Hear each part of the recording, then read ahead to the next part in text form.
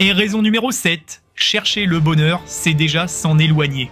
Le plus grand paradoxe du bonheur, c'est que plus on le cherche, moins on le trouve. On passe notre vie à courir après lui, à le guetter, à le mesurer. Et pourtant, il nous échappe toujours. Parce qu'à l'instant même où l'on se demande « suis-je heureux ?», quelque chose se brise. On n'est plus dans le bonheur. On est déjà dans l'analyse du bonheur. Vouloir être heureux tout le temps crée l'insatisfaction du présent. On transforme un état naturel, une émotion qui va et vient, en un objectif permanent. Mais vouloir figer le bonheur, c'est comme vouloir arrêter le vent. Le bonheur, c'est un mouvement, une vibration, une respiration. Il naît quand on oublie de le chercher, quand on vit pleinement sans se regarder vivre. Cette obsession moderne du bien-être constant nous pousse à surveiller nos émotions, à évaluer nos journées, à classer nos moments en bons ou mauvais. Mais cette autosurveillance nous éloigne de la spontanéité, là où le bonheur se cache vraiment. Plus on observe son bonheur, plus il disparaît, comme une flamme qu'on souffle en voulant la protéger. À force de vouloir être heureux, on crée de la pression. Et la pression est l'ennemi de la joie. Je suis sûr que vous connaissez ce genre de moment. Vous vivez quelque chose de beau, un dîner entre amis,